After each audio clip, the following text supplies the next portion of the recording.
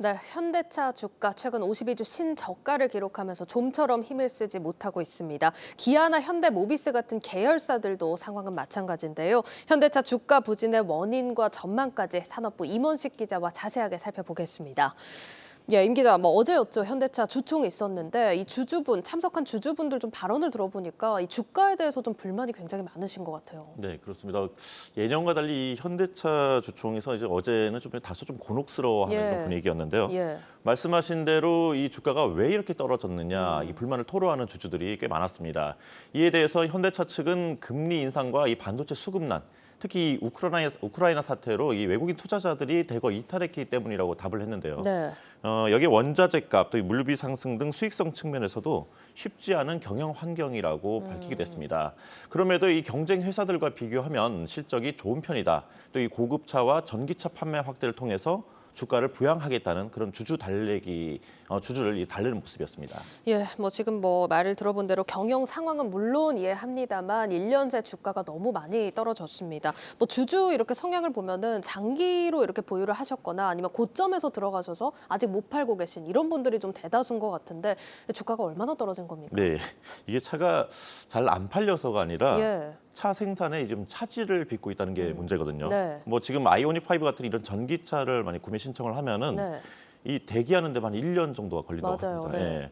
그래서 이 최근 3개월 새 주가 흐름을 보니까 현대차의 경우에 한 30% 가까이 떨어졌고요. 이 기아, 현대모비스 같은 이 계열사들 또한 30% 안팎의 이 마이너스를 보이고 있습니다. 송민아 기자가 이 현대차 그룹 이 주요 회사들의 주가 동향을 살펴봤습니다.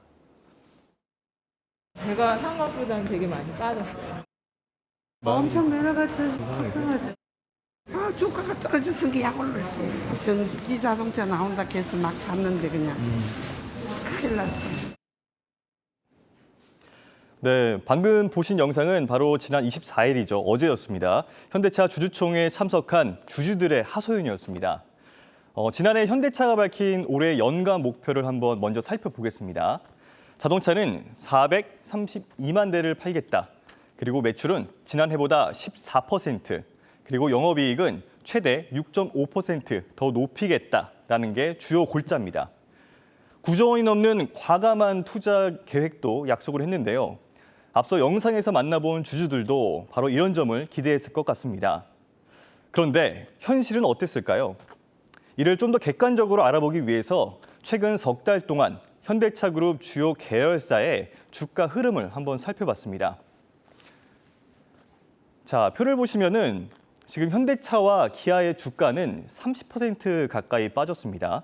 그리고 현대모비스는 30%가 넘게 내려앉았습니다. 최근 중고차 시장 진출 호재가 있었던 현대글로비스조차도 10%가 넘는 하락세를 보였습니다. 호흡을 조금 더 길게 해서 1년 전과도 한번 비교를 해보겠습니다. 정의선 회장이 이 회장직에 오른 이후 본격적으로 큰 그림을 그리던 그런 시기였습니다. 자, 전 세계적으로 이 반도체 부족 현상이 본격화되는 그런 시기와도 좀 맞물렸지만 전기차를 포함해서 친환경차를 본격적으로 판매하겠다라고 미래 구상을 밝힌 때였습니다. 자, 보시는 것처럼 1년 전 주가와 한번 비교를 해보겠습니다. 자, 이 왼쪽에 있는 파란색이 바로 1년 전 오늘의 주가고요. 그리고 이 오른쪽이 오늘 종가를 기준으로 말씀을 드리겠습니다. 자, 이 주가를 비교해 보더라도 당시 그 기대감이 주가에 반영되기는커녕 오히려 하락세를 면치 못하는 것으로 나타났습니다. 코로나19 장기화에 따른 차량용 반도체 공급 부족 사태와 또 러시아 우크라이나와 전쟁 같은 그런 지정학적 리스크 이런 것들을 좀 감안하더라도 실망스러운 성적이다라는 데에는 이견이 없을 것 같습니다. 한국경제TV 송민아입니다. 네, 현대차뿐만 아니라 계열사들까지 지금 주주분들 속이 많이 타실 것 같은데 주가도 그렇고 대내외 환경적으로 좀 부침을 많이 겪고 있는 현대차입니다. 어제 있었던 주총 얘기 더 나눠보죠.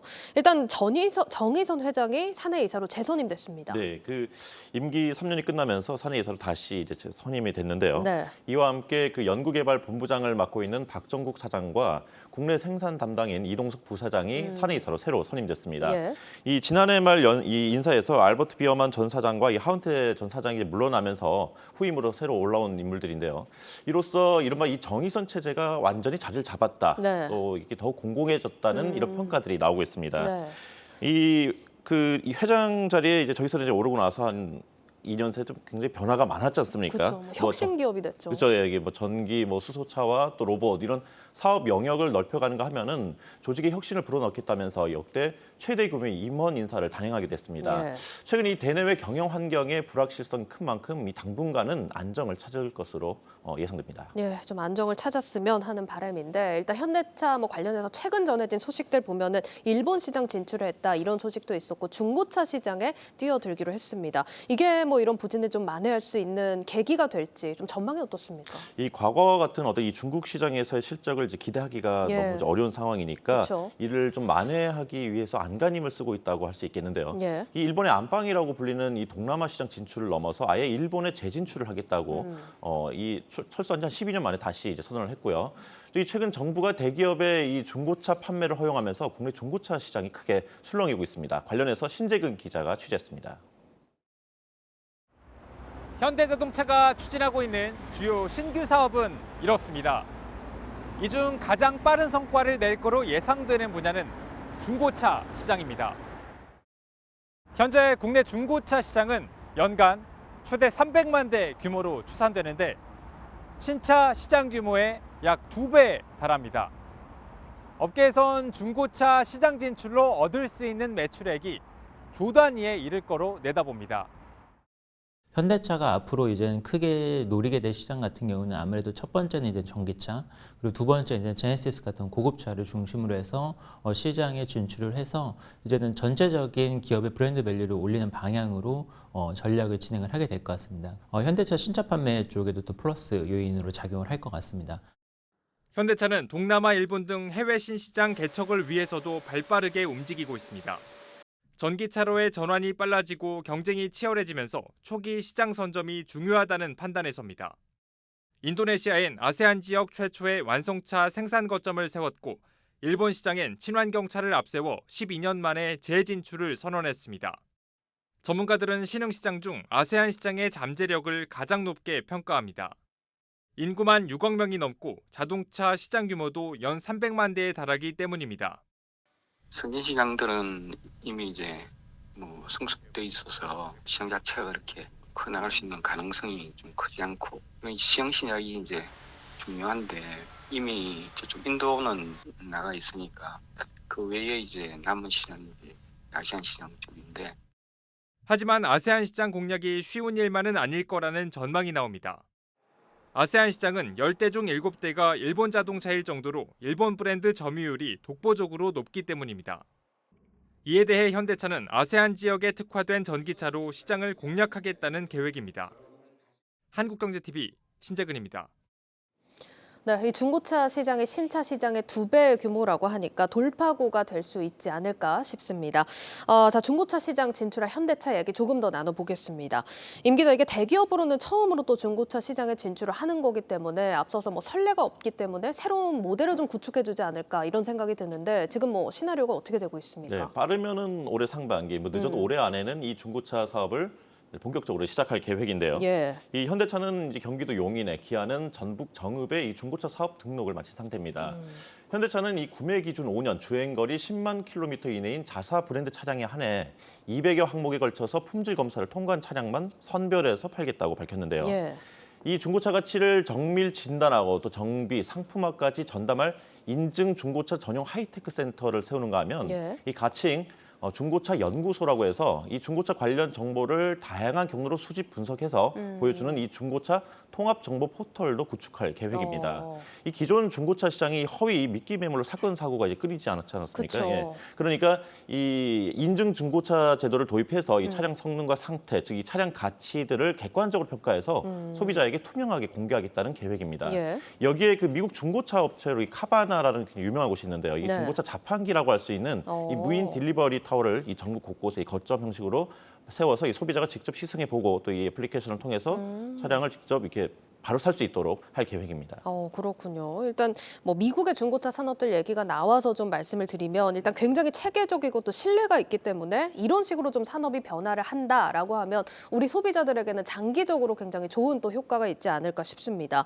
그래서 현대차 입장에서는 어떻게 보면 굉장히 큰 성장 동력을 얻은 거긴 한데 지금 사실 기존에 사업을 하고 있던 중소 또 영세 사업자들과 좀 갈등이 좀 첨예하지 않습니까? 네. 뭐 상생안이 마련된 게 있나요? 오늘도 뭐 대통령 그 인수위에는 서울 그 종로 통일동에서 예. 뭐 반대한다는 그 움직임이 있었는데요. 네. 이 아무래도 이 국내에서 팔리는 신차 10대 가운데 8대 이상이 현대, 기아 이 차량들이기 때문에 네.